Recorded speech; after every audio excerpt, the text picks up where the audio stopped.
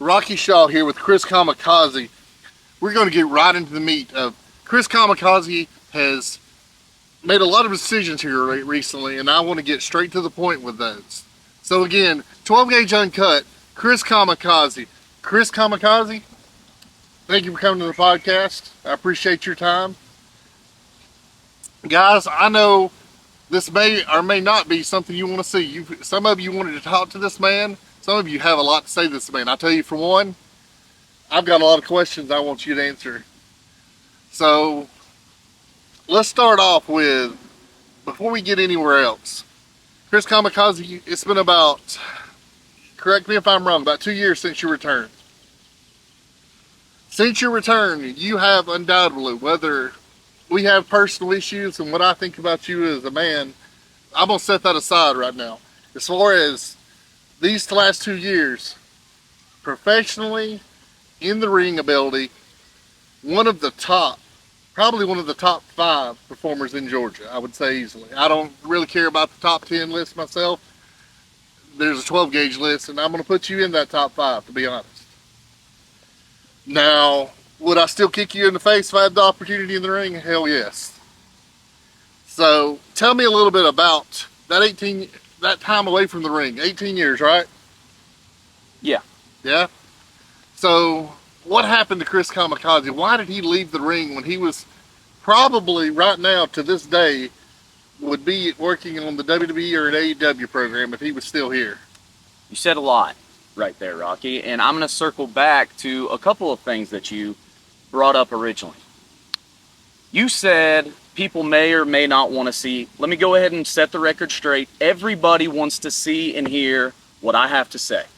Every time that I step on to a podcast or do some sort of an interview, people are clicking it. So yes, I understand why you got me here. You say you want to kick me in the face. I wish you would try, Rocky, because I would be all too glad to duck under it and hit you with the 450 very easily. That's number 2. Number 3, when I stepped away for 18 years, it was for one reason. I was young. I was 18 years old. Started when I was 16 in a backyard, frankly, with my friends. It starts as a passion, as you know. You get so excited about it. You see the showmanship and everything going on. And then you start to want to imitate them, right? You want to do what your heroes are doing. And that's what I did. And I pursued that dream with my buddies. Tyler Smith, Waylon Rhodes, Josh Haight was one of the guys that helped bring me in. All these people. And then I started going, right? And then when I stepped away for one reason. That was because I had a family, a young family. I tried to do right. I tried to raise my kids the way that I felt like they should be raised. I looked at a lot of stuff going on in the business, and a lot of it, frankly, wasn't family oriented. As much as we like to think it is, there was a lot going on behind the scenes, as you know. So I stepped away from it. It was one of the hardest things I ever had to do, but I will always be a fan, you know? And so just like a fan, I kept up with it, but I literally had to distance myself from it. Now, you also talked a lot about you've seen some changes in me. Abso-freaking-lutely you have. And ever since I've implemented those changes, Rocky, guess what? A lot of people have started noticing a lot of different things about me that they didn't notice before. Because instead of glad-handing and shaking hands and kissing babies like every other good guy's supposed to do, I started focusing on my craft. And my craft is the in-ring ability that you said is top 5 in Georgia. I would disagree with you. I say I'm the absolute best. I'm the pinnacle.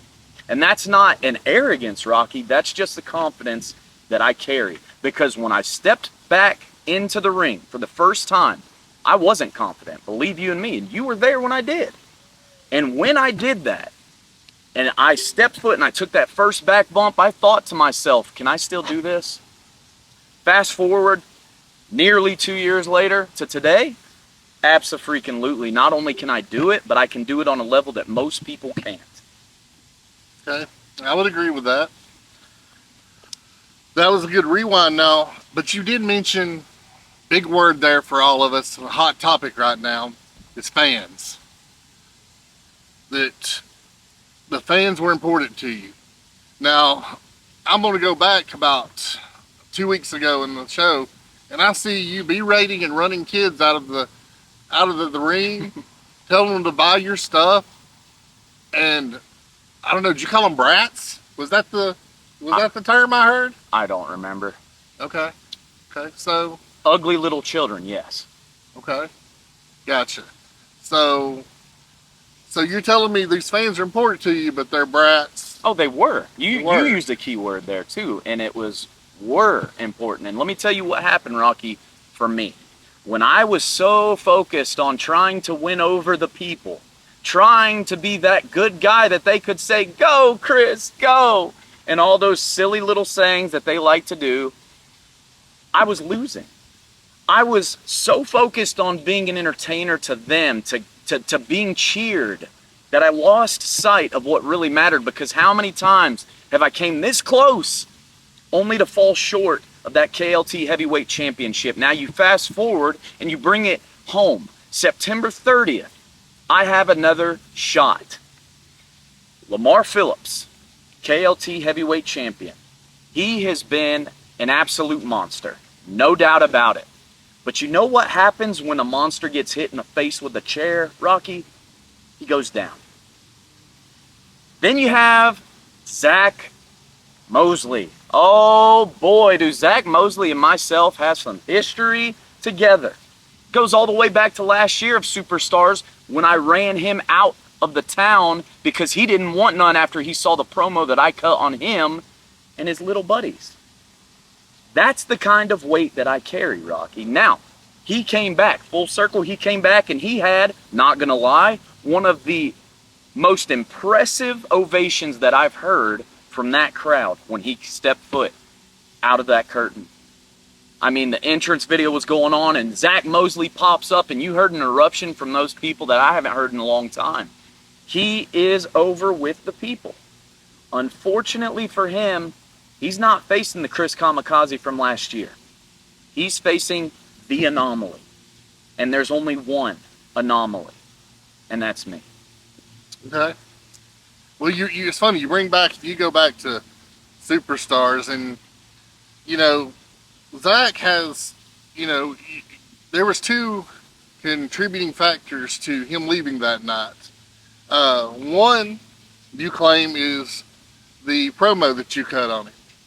The other being a name we won't mention on the podcast, that he quite frankly spoke from the ring and saying that's the reason now that he's gone, he came back to KLT. Now, I will catch you on one other thing, though, that you said that all the podcasts, everything that you listen to got clicks. Well, I know one podcast you got that barely broke 100 clicks. So, we won't go too far there, but just say it. Well, let's keep it focused on the now. The now sets September the 30th. You, Zach Mosley, the Lethal Lariat, Lamar Phillips. Yep. Now, Lamar has talked to me actually behind the scenes, and after the chair shot that you landed on him last time, Lamar gave me this comment and said Chris Kamikaze wasn't worthy to lace his boots. Let me tell you something about Lamar Phillips. I remember him whenever he was 160 pounds coming into this business right beside me. We came in at the same time. That's another name that I didn't mention, with Tyler Smith, Waylon Rhodes, all those guys. Lamar was right there, and we used to get in the ring when nobody was around and do exactly what I said, imitating our favorite guys, and not only that, but trying to create new moves, be innovative. You know why? Because both of us love the business. Somewhere along the line, Lamar Phillips lost sight of what really got him into this business in the first place, and he thought, just like so many other guys in this business, he thought that he was a little bit better than what he really is. He thought he was a little bit stronger and tougher than everybody else, when in reality, he's not. Don't get me wrong, Lamar is a formidable opponent. Obviously, KLT Heavyweight Champion. He has the accolades, He's been around the block a time or two, right? However, since he's had that championship, he hasn't had the opportunity to really face me. And that Saturday, September 30th, whenever we're in there together, me, him, Zach Mosley, triple threat ladder match. It's going to be iconic. It's going to set historical records. Because when we put on that show, nobody is going to walk away from that disappointed. And you, my friend, have the opportunity to interview the new champion, because I will be the next KLT heavyweight champion. Okay, that's a big prediction. Let's hope you don't fall short there. And as far as the future for Chris Kamikaze, let's kind of rewind again where you said of bringing into the now. So I don't want to focus so much on what you're doing fan wise, but I will give you some respect and acknowledgement here is Mike Golden and Chris Kamikaze's training school. Yes. Y'all are bringing the next generation of talent to KLT or the world of indie wrestling. So not just North Georgia in general. Mm-hmm. So a lot of props. Me and you had some, I've trained with you. We trained with Jimmy Wang Yang. Mm-hmm. A little bit of everything in between. Mm-hmm. So how's that school looking? How's your training coming along? Do you got any big prospects that you're looking at that this could definitely be the next star? Great question. You are right. You did used to train with us until your little heart started to give out and you had to walk away, but we're not going to go there. Here's what we will go to, though. The training school is, no doubt, it's Mike Golden's school. Hands down, his school, run by him. However, head trainer, that is me. The school is doing tremendous. It continues to get new people in. We have a young guy named Dante. He wants to go by Dante Diamond. He's still developing his character. He comes from, I think, an hour and a half away, I believe, every single Saturday. And he's there with his daughter. Very, very dedicated. We have another guy named Quinn. He's going to go by Mighty Quinn, M-Y-T, make you tap. I love that. These creative ideas that these guys are having. And not just the creativity, but the heart that they have behind it. They're really putting their all into it. As far as a star that's a standout of the school, to be honest with you, it's really hard because there's so many of them that I have such high respect for. Zach, the one that plays, Zach Riley, plays the music at KLT. Such a heart and a passion as a fan. And that fandom pushes him to little things that I love to celebrate. For example, he couldn't do a front roll when he first came. Does them much, much better than he ever thought about doing them from the first day he was here.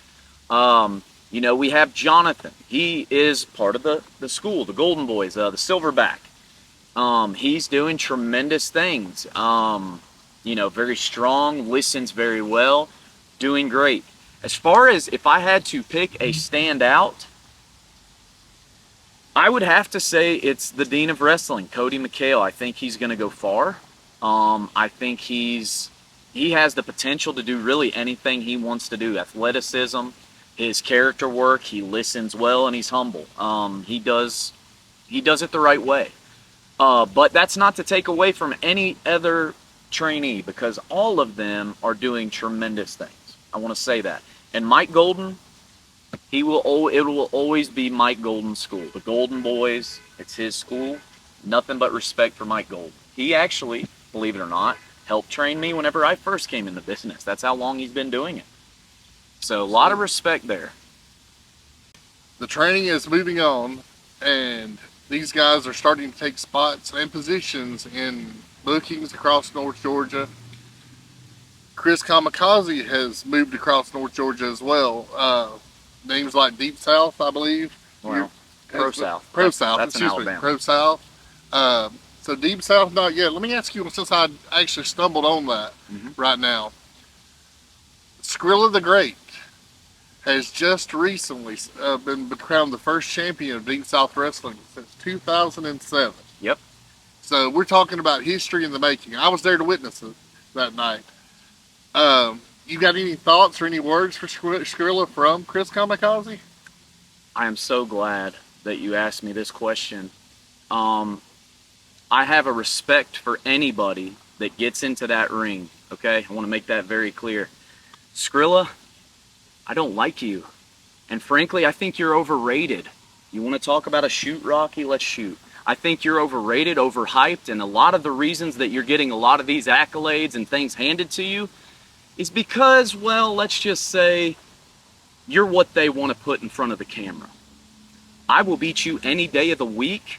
You name it, I'll beat you twice on Sunday. Because like I said, Rocky, nobody holds a candle to Chris Kamikaze. Not Skrilla, Nagicism. You line them up, I would knock each and every one of them down. And that's not a disrespect to them as much as it is a confidence in myself. I know exactly where I stand. And let me tell you, Rocky, you know. You saw us out at Ricky's whenever we were outside, busting our butt in the 100+ degree weather. Guys getting sick. Zach, I remember specifically, Zach Riley had to stop practice because it was so excruciating. It was so miserably hot. We bust our butts for this. We do what we have to do. And by the way, I'm not just a trainer that tells them, all right, run 10 laps. I get out there and do it with them. You've seen it. You did too. And that's not to take away from you. All jokes aside, that's not to take away from anybody that has the guts to get in that ring. All credit to Skrilla for winning that championship. All due respect. And if you want some, I'm right here. You send me an invite, I'll be at Deep South or wherever you want to go. Hands down. And I'd be honest, I'd love to see that match. That's a lot of talk. You brought some big names out there. I mean, Skrilla, Nagicism, I've watched both work. And respect. I mean, Nagicism's amazing workers. Yes. So they would have, in that 5 that I mentioned, they would have easily had a spot there. I've also I saw one guy there, I will give him an honorable mention to, I don't know if you've got, is Shoot Taylor. Oh, man. It's amazing. I met him at, whenever I went to Southern Honor one night. He was there. Very, very good worker. Very good worker. He was in an AEW, I believe, dark match. I can't remember if it was a dark match or not. That's correct. Very, very good. He faced Hook, actually, one night. Okay. There you go. So, and good on him for that, you know? Yeah. I'm not the type of guy, I want to make this clear too. I'm not the type of guy that is just going to hate on somebody because they get to another level. I'm the type of guy that's going to judge you on your character. And I'm talking about in the ring and out of the ring. So whenever I'm talking about certain guys that I just frankly don't like, it's because you've done something to me personally. So if you get on my personal side, Rocky, and you know this, we've went back and forth online, but we're pros, and we can sit down and have this conversation. But at the end of the day, I do have a respect for you because of what you're doing. You're selling yourself, right? You're marketing what you're doing, and good on you for that. Thank you for having me as a guest on this, for real. I really do appreciate that. But whenever you cross a line and you go into personal territory, that's where I'm going to come after you and come after you hard, because I'm not a little guy that wants to play fight. I will actually hurt you. Okay. Fair enough. So, Chris Kamikaze, September the 30th, as we said, you're facing that ladder match. And those of you, it is big, it's really big. And I want to take a moment and just breaking away from any story, any possibility. The ladder match is dangerous, guys. Very. I watched at Superstars the year that you faced you and Zero. Yeah. Which was one of the best matches that will go down in North Georgia history. Shout out to Zero on that. And he did a lot. I watched both of you scale that ring, and I think it was you that went for rolled over for a power bomb, maybe to the other side. So there's a little bit of confusion on that. What actually happened? A lot of people thought I was going for a sunset flip. What actually was happening is he got the better of me, and if you watch it back, it's kind of hard to tell because ladder matches, a lot of is going on. What actually happened is he reached under me with his head and lifted me up for a back drop. Thank you. And whenever he sent me over, honest to God, Rocky, the thought that went through my mind was, this is how I'm going to die. Because it was so scary being, 12, 15 feet in the air, knowing I'm about to land on top of another ladder. And then all the ladders imploded together. It was very scary, very dangerous, to your point. It was. And me and the boys, all eyes were peeled. We're watching. And we thought the same thing. We thought both of y'all were done. Yes. And I look outside and see Caleb, your son, for those who don't know who I'm referencing to. Mm-hmm. His face is an absolute horror and fear that his daddy is at best crippled Yes. at this point, and his career is done. And Zero in the same way. His son too. There's a lot of emotion and a lot of risk that, for those that don't know, I will tell you this, and look at me really close and hear this. There is no good way to fall. Mm. We do know how to fall without trying to break. We're not pushing our arms behind ourselves to keep from breaking our arms, things like that. But gravity applies to us just like it does anybody else. There's no magic trick. It hurts. It hurts. Yeah. It's one of the reasons when he referenced my heart earlier, due to the physicality of the sport, of why I can't participate in it right now at this moment. Understandably. And so I want to be clear about that make no assumptions in the ring. When we bleed, we bleed. Yep. When you see bones get broke, they really get broke. Yeah. So I respect you just for the fact that you're taking another ladder match. It's a lot, man. Because you don't go into the ladder match with the same length of career that you went into it. Right. So something is going to change that night for you. It is. And so I would encourage, but all three of you, it's for the gold. You got to put it all on the line, but you got to make it worth it. I know that's right, and that's great advice. And I want to say this too.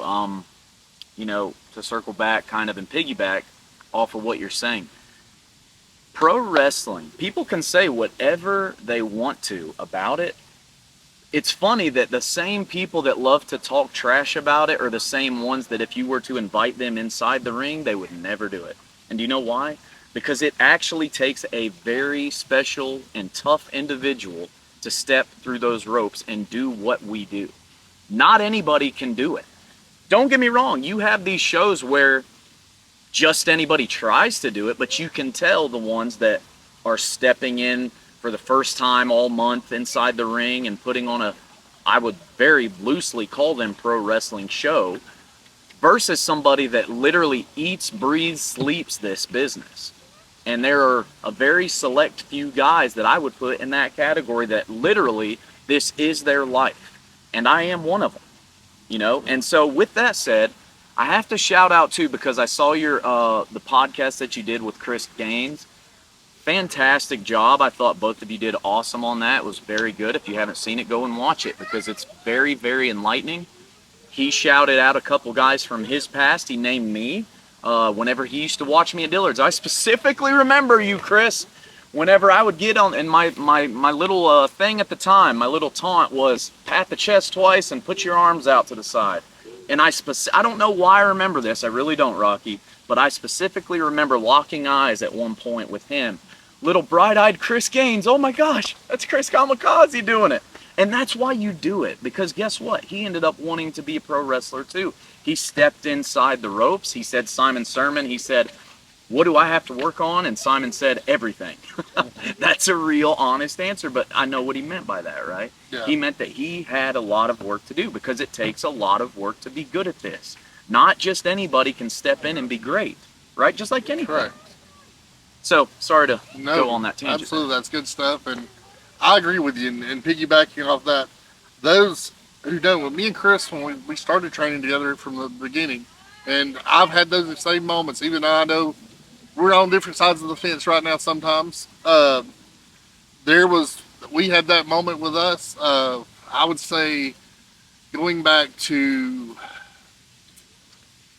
I'm going to say it was the last Shriner show that we actually did, that you had a match with Chip Day. Yes. Is that right? Fantastic. And we got to walk out to the ring together, me, you, and Ryan Marks. Oh, yes. That was awesome. So that was a memorable moment for me as well, as for three of us that had actually worked and trained together to actually show up. And who knows? I'll never say never in wrestling, but that faction may make some appearances again sometime in the future. Yeah. So I won't give any doubts to that, because I do think the three of us would make quite a formidable team for anybody to actually face. Ryan's doing his own thing with the school. You have, this going on with the podcast. And like you said, never say never. You may be in the back in the ring at one point. But I'll go ahead and tell you, Rocky, and as much as I did, I loved that moment myself. I I love those little things that go so far in pro wrestling. It's a brotherhood. With that said, I'm on a path right now where I have one thing and one thing only on my mind, and that is the championship. That is, by the way, a couple championships. Every organization that I step foot in, I'm going to be that top guy. I have a shirt that says top guy on it. It's not just a Top Gun ripoff. It's literally because I am going to be the top guy in whatever organization that I go to. Pro South, Primetime, KLT, you name it, I'm going to be the top guy there. Okay. Speaking of top guys, and I already know the answer to some of this because, as I said, we have history together. But the wrestlers that you have found inspiration from to this day, I mean, I know one of them plain as day that you're going to say. Tell me about those. Oh, man. Give me your 3 inspirations. I love this question. It's so hard to narrow it down to just 3 because I want to say literally 10 right off the rip. And this is in no order, but the guys I kind of base my wrestling style or my character even on, probably the one you know, Chris Jericho. Obviously, that's there with homage to the Lion Salt. I call it the Maverick Salt. That was named by my good friend Wicked Nemesis. What's up, Nemesis? At Pro South. The Lion. So Chris Jericho, huge influence over years. I'm talking all the way back to the mid-'90s when he was in WCW. Love that version of Chris Jericho. Number 2, and again, no order, Kurt Angle. Gosh, so entertaining on every facet, and not just entertaining, but also inspiring. I don't know if you've seen the Netflix thing that he did, or the Peacock, whichever one it's on, called Angle. I think it's Peacock. Anyway, Angle, fantastic. Talks about how he trained for the Olympics. Unbelievable to think that I get on the treadmill at my gym and get tired like that. He's running up literal hills with people on his back at full sprint. I know, that's crazy. I'm like, gosh, where am I at, right? It's inspiring, though. And not just that, but his character work also, from the 3 Eyes and when he first came in to the Metamorphosis to TNA and all these other places. Fantastic. And the third one that I would say that I kind of, I don't know, imitate, but just love his style, and this is maybe a taboo subject, is Chris Benoit. I know what he did with all the stuff with his family, and God bless anybody involved with anything like that. But his in-ring work, you never, ever questioned. You believed everything that guy did. When he chopped somebody, it's like he was trying to tear the flesh off their bones. You know what I'm saying? Mm-hmm. And that's what I want to imitate. When I go in, I don't ever want anybody to see through anything that I'm doing or question anything that I'm doing, and that's why I do it to the highest degree. I don't want anything that I ever do to be questioned, and in fact, I want people to say, wow, that guy is different. He's not like all these other little indie guys that I see. That guy's really a pro. You know what I mean? Yeah, absolutely. And by the way, I would love to throw Bret Hart and all these other guys in there because I love and respect them so much. But those 3 in particular, I would say, are who I really try to set myself up after. Okay. So now let's talk about the little buddy on your right shoulder there. This guy? This guy right here. You mean the chair here? I don't know if you can see it there. And speaking of Chris Gaines, Wrestling's new list? Yeah, Wrestling's new list. He kind of warned me when I told him I was bringing you on and inviting you on the podcast that my name might appear on here one day. So, well, I don't know about that, Rocky. I mean, so far you're not on there. I forgot, actually, I need to add Lamar's name as with a slash through it, and I have that being taken care of as we speak.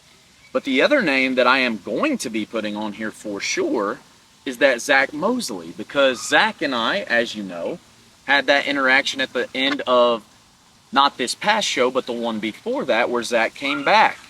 And I was in there specifically for Lamar Phillips, because Lamar stuck his nose in my business whenever he purposely got me disqualified for the scramble match. So you know what? Turnabout's fair play. I went and stuck my nose in Lamar's business, wrapped this guy around his face, and I turned around and I forgot all about Zach Mosley, frankly, being there.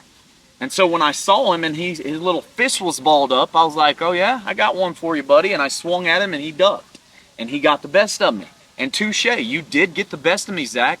won't happen again, because now that you are on my radar, you're also going to be put on this list, and I'm going to love putting your name on it. But let me ask you a question, because just out of curiosity. Mm-hmm. This chair looks familiar to me. Did you pick this one up at KLT, or is this one that you actually bought specially? I had this one specially made. Okay. Yeah, okay. absolutely. I was about to say, this looks like the notorious chair that was probably left backstage that Big Dog tried to take the back of my head off with at one point in time. No, it's a different chair. So I was just kind of curious. But I do remember that chair. Yes, I was about to say, me too, pretty well. Sure Cost me a lot of money and some staples that night. I'm sure you did. But Big Dog got what he had coming to him. So I will tell you. So you mentioned, and here's the thing: you've got 3 opponents. Yeah. But I don't know. Well, 2 opponents. 2 opponents. But do you really?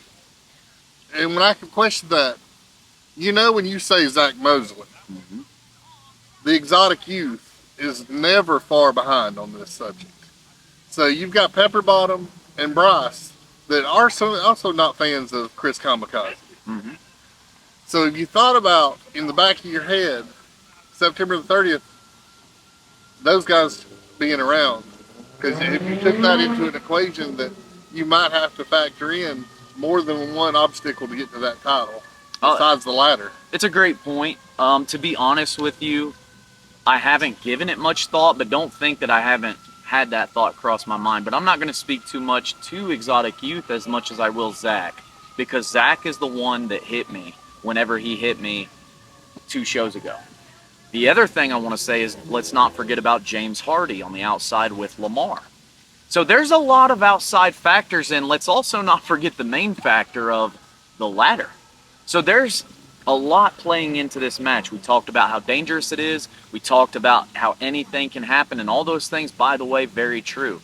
You bring up a fair point. I don't know where Exotic Youth is or what they're doing, and frankly, I really don't care, because it doesn't concern me. If it does concern me, well then their names might end up on that list as well. I don't know. But right now, like I said, Rocky, the only thing I'm really laser focused in on is that KLT Heavyweight Championship. That's what I'm going for, and that's what I'm coming home with September 30th. All right, so let's say let's say September 30th, Chris Kamikaze takes that title. There's some big names that are waiting right around the corner that have walked through the door. One of them being Big Andy. Yeah. I mean, he's came through, and I saw him carry Lamar Phillips through the ring, beating the hell out of Lamar. He did. And Lamar, to be fair, Lamar beat the hell out of him too. Oh yeah, it was a good give and take, but Lamar definitely didn't, for a change, have his way. True. With an opponent for a change. True. I will say Andy needs to continue to earn his way if he is going to get a title shot. But again, let's not count our eggs before they hatch, right? Because I can look forward into the future at a lot of guys that I can see on that roster that would be formidable opponents. And they will be killer matches, I'm sure. Andy's name's already on my chair, and I have no problem putting it on there again if need be. But here's the facts. Right now, I only have those 2 in mind, Lamar Phillips, Zach Mosley, because they're the ones that stand in between me and the whole reason, Rocky, that I came back, took that first bump back after 18 years, and now we're here. And this is my opportunity, and at the Southern Showcase, September 30th, the Kamikaze era begins. All right. Well, I'm going to tell you something, Chris, right now. I wish you the luck all in the world, but quite honestly, looking at the level of competition, Lamar Phillips, Zach Mosley, I don't know if this Kamikaze has what it takes. Are you serious? You're serious right now? I'm serious. Dude, I come on your show for you. Yeah. Not just for me, but for you, as a favor to you, and you're going to disrespect me like that, Rocky? I'm just Do giving you know the how many honest, people uncut. straight up do not like you? Told me not to come on this show because they thought you're a piece of trash. I was like, you know what? I'm going to go on the show because I'm going to do what I feel is right to help get your show on the map. I did this for you and you're going to disrespect me by telling me that? You got to be... I'm done with this, man. You can